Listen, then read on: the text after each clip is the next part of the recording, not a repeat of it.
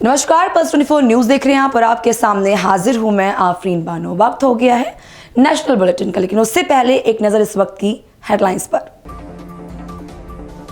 1975 की इमरजेंसी की 50वीं वर्षगांठ, प्रधानमंत्री नरेंद्र मोदी का कांग्रेस पर निशाना, कहा छीन लिए गए थे मौलिक अधिकार। बीजेपी के राष्ट्रीय अध्यक्ष जेपी नड्डा का एक्स पोस्ट, इंदिरा गांधी ने आंतरिक अशांति का बहाना बनाकर थोपा था आपातकाल, इमरजेंसी सौंपकर की गई थी संविधान की हत्या। इमरजेंसी के 50 साल पूरे होने पर बोले सांसद संजय राउत, का संविधान का पूरा सम्मान करते हुए इंदिरा गांधी ने लगाई थी इमरजेंसी। संजय राउत का निशाना, पिछले 11 सालों से देश में अघोषित आपातकाल। त्रिपुरा के मुख्यमंत्री ने बाइक रैली को दिखाई हरी झंडी, सीएम मानिक शाह ने कहा ड्रग्स के प्रति जीरो टॉलरेंस की नीति पर काम, पीएम मोदी और अमित शाह ने दिए सख्त निर्देश। हुबली में बीजेपी कार्यकर्ताओं ने किया प्रदर्शन, मंत्री जमीर अहमद का मांगा इस्तीफा, कहा इस भ्रष्ट सरकार को हटाया जाना चाहिए। अब खबरें विस्तार से। बीजेपी 1975 के इमरजेंसी की 50वीं वर्षगांठ को संविधान हत्या दिवस के रूप में मना रही है। इसी को लेकर पीएम मोदी ने सोशल मीडिया पर पोस्ट कर लिखा कि ये भारत के लोकतांत्रिक इतिहास के सबसे काले अध्यायों में से एक है। भारत के लोग इस दिन को संविधान हत्या दिवस के रूप में मनाते हैं। इस दिन भारतीय संविधान के मूल्यों को दरकिनार कर दिया गया, मौलिक अधिकार छीन लिए गए। इस दौरान पीएम मोदी ने अपील करते हुए कहा कि मैं उन सभी लोगों से अपील करता हूं जो आपातकाल के उन काले दिनों को याद करते हैं या जिनके परिवारों ने उस दौरान कष्ट झेले हैं, वे अपने अनुभवों को सोशल मीडिया पर साझा करें। तो वहीं दूसरी तरफ अमित शाह, राजनाथ सिंह और जेपी नड्डा ने इमरजेंसी के 50 साल पूरे होने पर एक्स पोस्ट पर लिखा कि 50 वर्ष बाद भी कांग्रेस उसी मानसिकता के साथ चल रही है, उसकी नीयत आज भी वैसी ही तानाशाही वाली है। पुराना और सबसे बड़ा लोकतांत्रिक देश है। देश में कुछ ऐसी घटनाएं भी घटी हैं जहां संविधान की मूल आत्मा के साथ छेड़छाड़ करने का एक कुत्सित प्रयास किया गया है। देश उसे लोकतंत्र में एक काला अध्याय के रूप में देखता है। आज ही के दिन कांग्रेस की उस समय की प्रधानमंत्री श्रीमती इंदिरा गांधी ने आपातकाल की घोषणा 50 साल पहले की थी, जो केवल एक राजनीतिक घटना नहीं थी बल्कि लोकतंत्र पर सीधा हमला था, एक कुठाराघात था। 25 जून 1975 की आधी रात को तत्कालीन प्रधानमंत्री इंदिरा गांधी ने आंतरिक अशांति का बहाना बनाकर भारत पर आपातकाल थोप दिया था और देश के संविधान की हत्या कर दी थी। 50 वर्ष बाद भी कांग्रेस उसी मानसिकता के साथ जी रही है। उसकी नीयत आज भी वैसी ही तानाशाही वाली है। 1975 में हाई कोर्ट ने इंदिरा गांधी को चुनाव में आचार संहिता के उल्लंघन का दोषी ठहराया था और उन्हें 6 वर्षों के लिए किसी भी निर्वाचित पद पर रहने से अयोग्य करार दिया था। रातों रात प्रेस की बिजली काटी गई, सारे विपक्ष को जेल में डाल दिया गया, झोंक दिया गया, प्रेस की आज़ादी छीन ली गई। अनुच्छेद 352 आर्टिकल 352 का दुरुपयोग कर लोकतंत्र को रौंदा गया, संसद और न्यायपालिका को अपंग बना दिया गया और 26 जून की सुबह देश पर कांग्रेस की तानाशाही सरकार ने आपातकाल थोप दिया। कांग्रेस की तानाशाही का विरोध केवल राजनीतिक नहीं था, यह भारत की आत्मा और संविधान की रक्षा का आंदोलन था, जिसमें राष्ट्रवादियों ने अपनी जान की बाजी लगा दी। जयप्रकाश नारायण और चौधरी चरण सिंह जी, साथ ही साथ अटल जी, अडवाणी जी, राजमाता विजयराजे सिंधिया जी, मुरली मनोहर जोशी जी सहित पार्टी के और विचार परिवार के हजारों कार्यकर्ता को इंदिरा गांधी की सरकार ने जबरन जेल में डाल दिया था। हमारे प्रधानमंत्री श्री नरेंद्र मोदी जी ने एक जिम्मेदार कार्यकर्ता के रूप में तानाशाही सरकार की आंखों में धूल झोंकते हुए लाखों समर्पित स्वयंसेवक कार्यकर्ताओं के साथ कांग्रेस की सच्चाई को हर गांव, हर गली और हर घर तक पहुंचाया था। आपाल की इन्हीं कहानियों आदरणीय प्रधानमंत्री श्री नरेंद्र मोदी जी के संघर्ष और अनसुनी घटनाओं को पुस्तक the emergency diaries years that forged a leader में शब्दों में पिरोया है। देश में संविधान की हत्या के 50 वर्ष में आपातकाल का दंश याद रखना और याद दिलाना दोनों जरूरी है, क्योंकि कांग्रेस आज भी उसी तानाशाही मानसिकता के साथ जी रही है। हम सबको यह पुस्तक अवश्य पढ़नी चाहिए कि किस तरह से कांग्रेस ने देश के लोकतंत्र को कुचलने की साजिश रची थी। लोकतंत्र के उपासकों ने किस तरह से अपने प्राणों की परवाह न करते हुए संघर्ष को प्रकाष्ठा कर कांग्रेस की इस साजिश को विफल किया था। India is Indira and Indira is India जैसे नारे कांग्रेस की उस मानसिकता को दर्शाते थे, जिसके तहत इंदिरा गांधी ने देश को व्यक्तिवाद और परिवारवाद की प्रयोगशाला बना दिया था। कांग्रेस समझती है कि इस देश की सत्ता पर केवल एक और एक परिवार का ही हक है, तभी तो उसने अपनी सरकार के प्रधानमंत्री के ऊपर भी सुपर पीएम बिठा दिया था। आज भी कांग्रेस की मानसिकता वैसी ही है। एक गरीब का देश का प्रधानमंत्री पद तक पहुंचना कांग्रेस से हजम नहीं हो रहा है। कांग्रेस शासित राज्यों में कानून व्यवस्था का हाल आज भी वही है जो आपातकाल में था। विरोध का दमन, धार्मिक तुष्टीकरण और सत्ता का अहंकार खुलेआम दिखता है। इंदिरा गांधी जी ने जस्टिस एच.आर. खन्ना जैसे ईमानदार जज को सीनियर होने के बावजूद मुख्य न्यायाधीश नहीं बनाया, क्योंकि उन्होंने सरकार के खिलाफ फैसला सुनाया था। कांग्रेस ने सुनिश्चित किया था कि जो भी अधिकारी या जज उनके इशारों पर न चले, उन्हें या तो हटा दिया जाए या उसका ट्रांसफ़र करा दिया जाए, तबादला करा दिया जाए। इंदिरा गांधी ने अपनी सत्ता को महफूज रखने के लिए संविधान में अलोकतांत्रिक संशोधन कर संविधान की मूल आत्मा को बदल दिया था। आपातकाल के दौरान यदि किसी नागरिक को गोली मार दी जाए तब भी उसे अदालत में जाने का अधिकार नहीं था। आज भी राहुल और कांग्रेस संविधान की झूठी दिहाई दे रहे हैं। आपातकाल के दौरान जेलों में बंद लोगों को अपने परिजनों के अंतिम क्रिया में शामिल होने तक की अनुमति नहीं दी गई।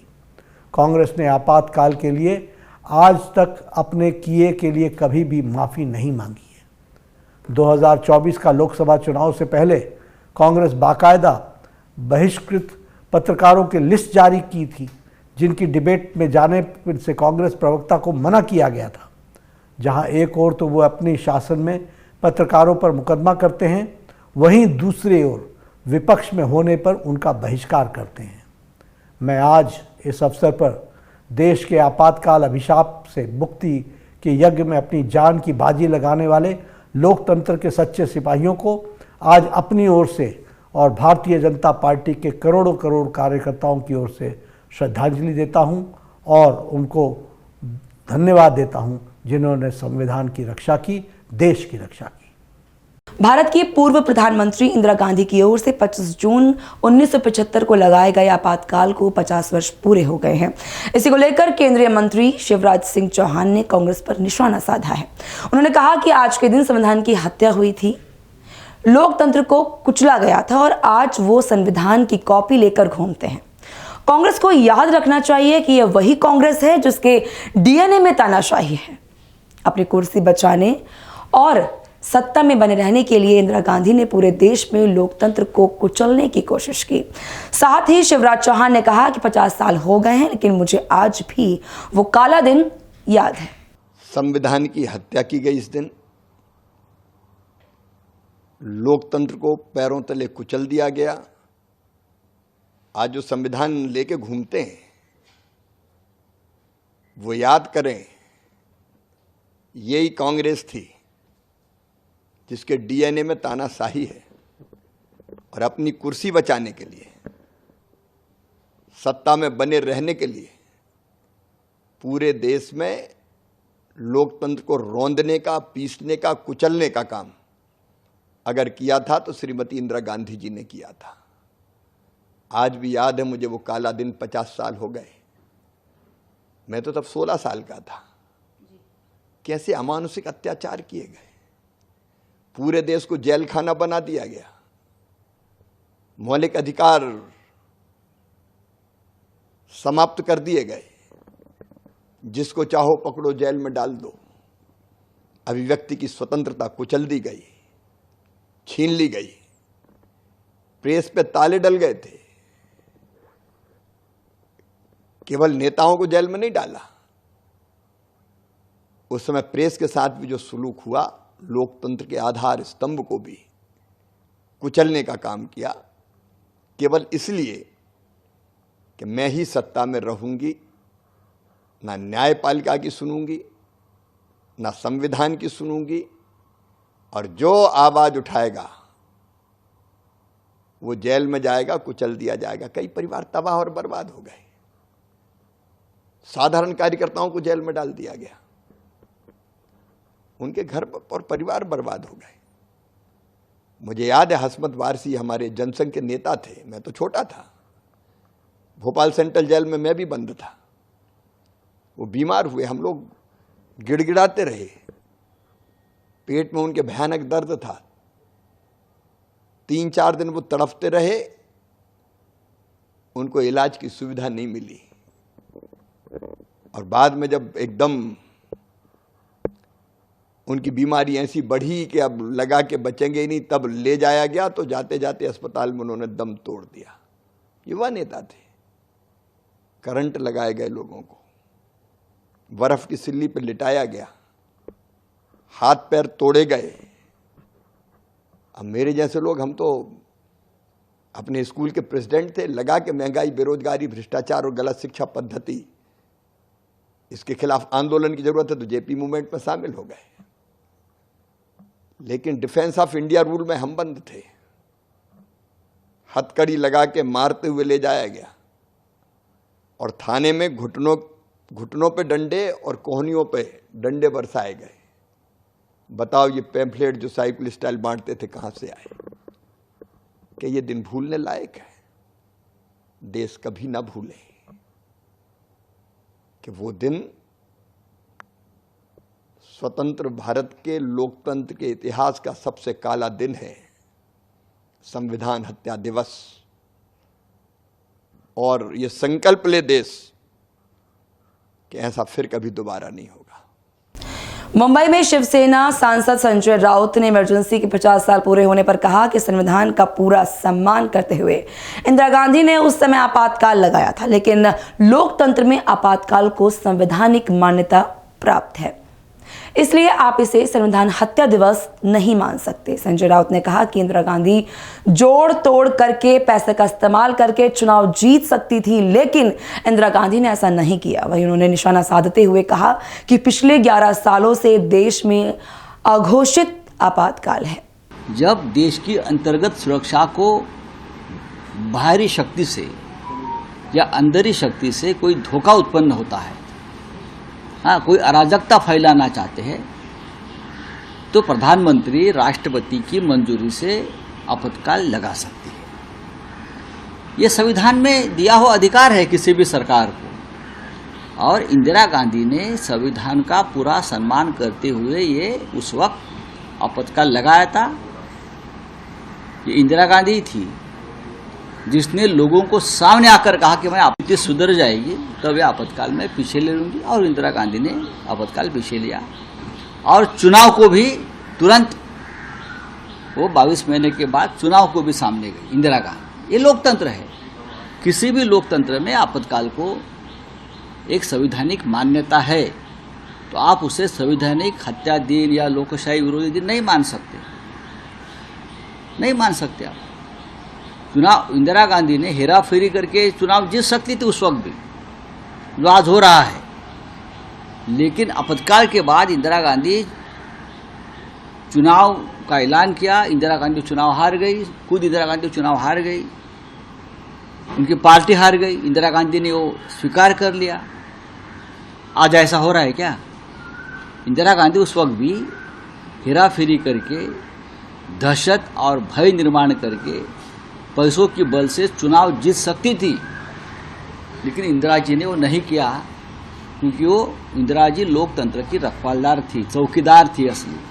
आज क्या हो रहा है, आज की स्थिति से तुलना करो 2014 के बाद इस देश में 11 साल हो गए, अघोषित आपातकाल है, अघोषित आपातकाल है। हाँ, उस वक्त आप बोलते हैं कि तुर्कमान गेट में संजय गांधी ने बुलडोजर चलाया। आज तो हर दिन गरीबों के ऊपर बुलडोजर चलाया जा रहा है, जात और धर्म पूछकर बुलडोजर चलाया जा रहा है।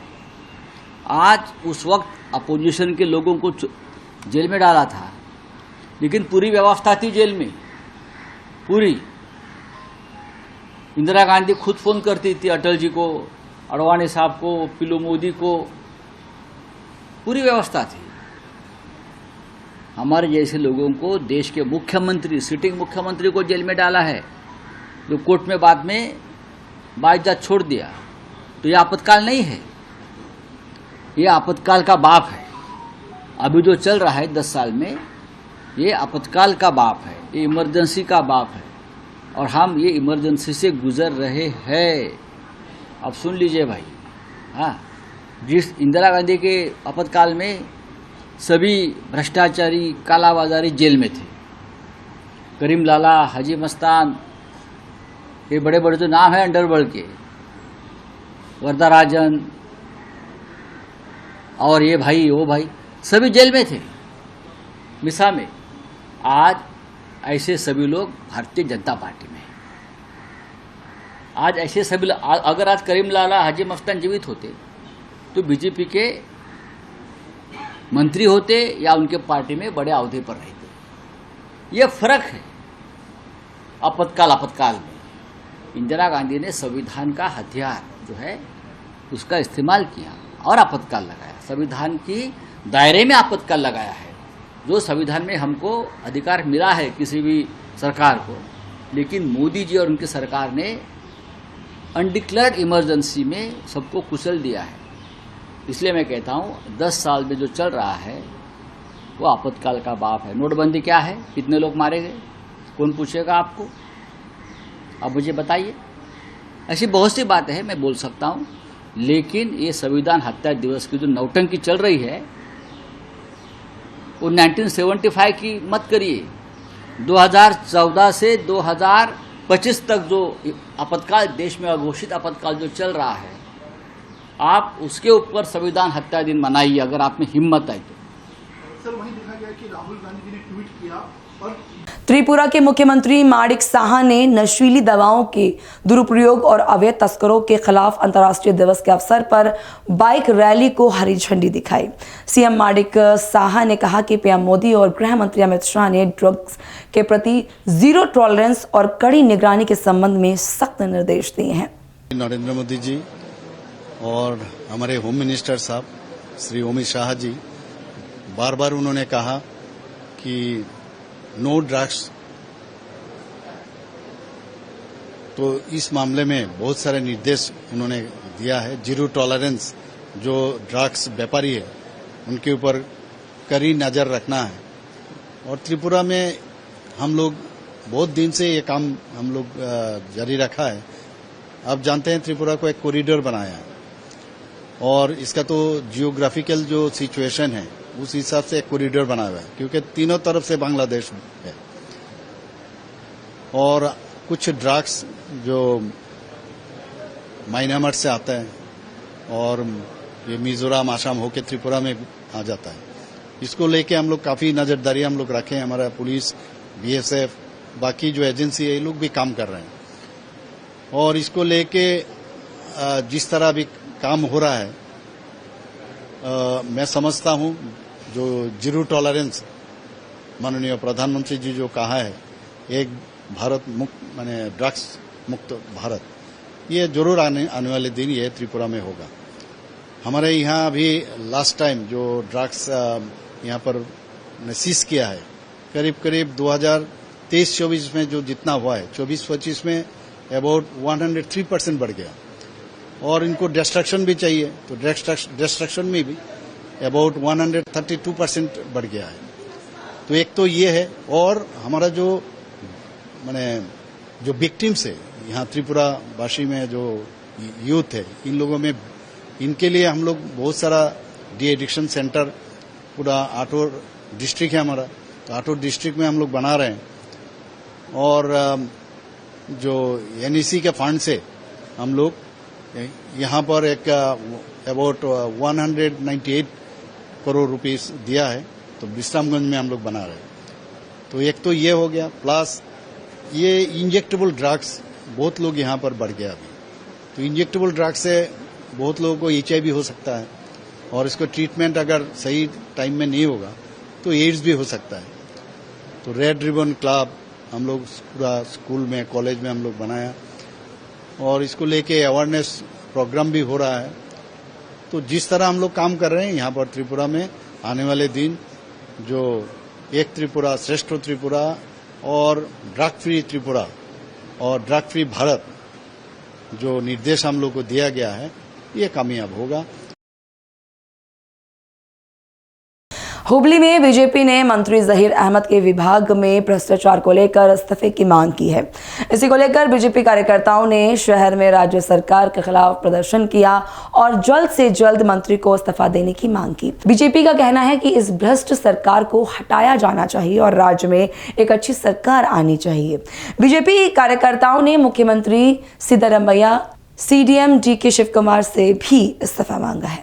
2 ದಿವಸ ಹಿಂದಗಡೆ ರಾಜ್ಯ ಸರ್ಕಾರದ ವಿರುದ್ಧ ಕಾಂಗ್ರೆಸ್ ಶಾಸಕರು BR ಪಾಟೀಲ್ ಅವರು ವಸತಿ ಯೋಜನೆ ಅಡಿಯಲ್ಲಿ ರೊಕ್ಕ ಕೊಟ್ಟರೆ ಮನೆ ಸಿಗ್ತೈತೆ ಅಂತೇಳಿ ಏನು ಹೇಳಿಕೆ ನೀಡಿದ್ದಾರೆ, ಇದರ ವಿರುದ್ಧ ಭಾರತೀಯ ಜನತಾ ಪಾರ್ಟಿ ವತಿಯಿಂದ ಪೂರ್ವ ವಿಧಾನಸಭಾ ಕ್ಷೇತ್ರದ ವತಿಯಿಂದ ಸಾಂಕೇತಿಕವಾಗಿ ನಾವು ಪ್ರತಿಭಟನೆಯನ್ನು ಹಮ್ಮಿಕೊಂಡಿದ್ದೇವೆ। ಈ ಪ್ರತಿಭಟನೆಯಲ್ಲಿ ಒತ್ತಾಯ ಮಾಡ್ತೇವೆ, ಮಾನ್ಯ ಮುಖ್ಯಮಂತ್ರಿಗಳಿಗೆ ನಿಮಗೇನಾದರೂ ಮಾತಾಡಿದರೆ ತೊಟ್ಟುವಂಥ ಕೆಲಸ ಮಾಡ್ತಿದ್ದೀರಿ। ನಾವು BJP ಸರ್ಕಾರ ಇದ್ದಾಗ 40% ಕಮಿಷನ್ ಪಡೆದಿದ್ದಾರಾ ಅಂಥೇಳಿ ನೀವು ಆರೋಪ ಮಾಡ್ಕೊಂತ ಅಡ್ಡಾಡ್ತಿದ್ರಿ।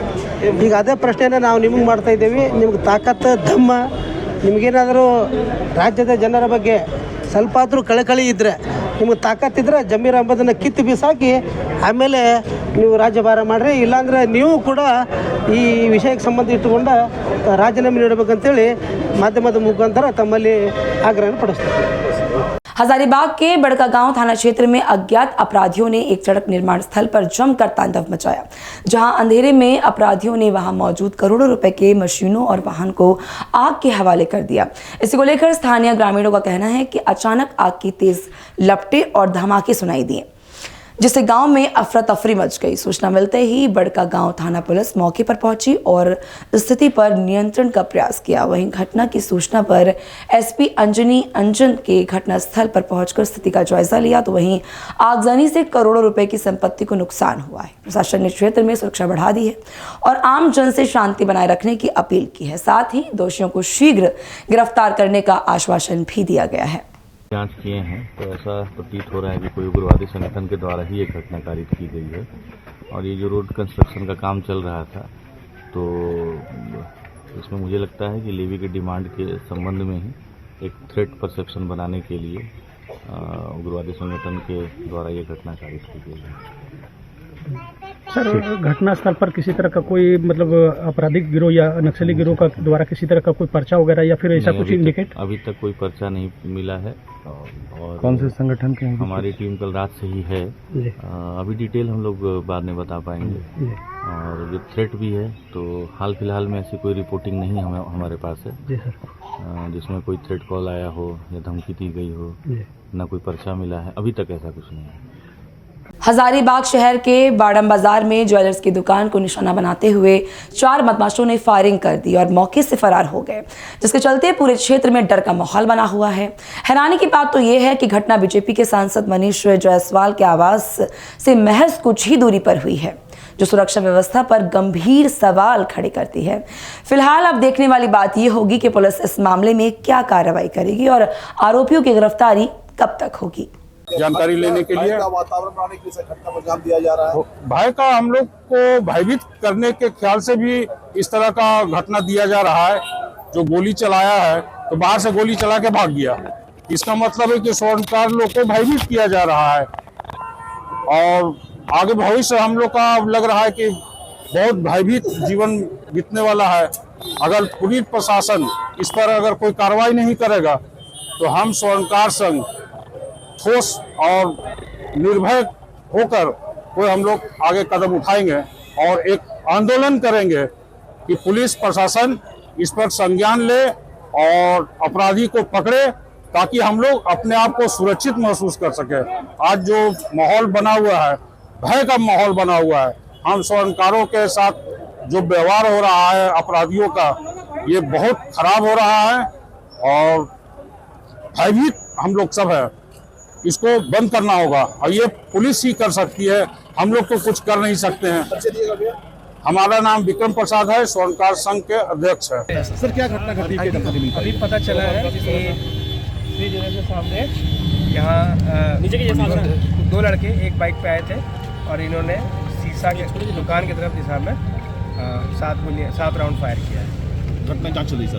अभी उसका हम लोग तहकीकात कर रहे हैं। अभी जस्ट पता चला है, टीम हमने लगा दिया है, सीसीटीवी फुटेज का अवलोकन हो रहा है। क्या देखिए आप यहाँ? दो व्यक्ति बाइक पर सवार आगे चला रहा था, एक पीछे से आप गोली चलाने लगे, डायरेक्ट 7 गोली चलाए। कौन थे, कितने उम्र के लड़के थे? क्या जो चला रहा था गोली। कौन सी बाइक में थे, कितने लोग थे? 2 व्यक्ति थे।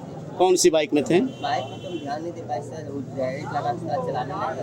अब किधर से आए या किधर गए हैं? उस साइड से आए थे, संबंधित साइड से आए तो इस संबंधित। अच्छा, क्या लगता है जब गोली चला के मतलब अचानक चले गए, रुके भी थे? तो क्या लगा, दहशत बनाना था कि किसी को टारगेट करना था? कितना बजे का मामला है ये? 1:45 ठीक। क्या नाम हुआ आपका? आप गार्ड है, यही रहते हैं? जिस वक्त गोली चल रहा था उस वक्त आप यहीं पर? तो तुमको भी लगा क्या? नहीं। किसी को गोली लगा क्या? नहीं, किसी को नहीं लगा, बस शीशा अच्छा था जो सबसे बच गया, काउंटर के पास ही गोली चला। अच्छा, ये कितना देर का सारा घटना होगा, कितने सेकंड में हो गया होगा पूरा वारदात? मेरे ख्याल से 2 से 3 सेकंड। 2 से 3 सेकंड में 7 राउंड फायरिंग कर दिया, यानी कि जो गन भी होगा वो हाई गन तो अंदर भी गोली। फिलहाल नेशनल बुलेटिन में मेरे साथ बस इतना ही। मुझे दीजिए इजाजत और आप देखते रहिए पल्स 24 न्यूज़। नमस्कार।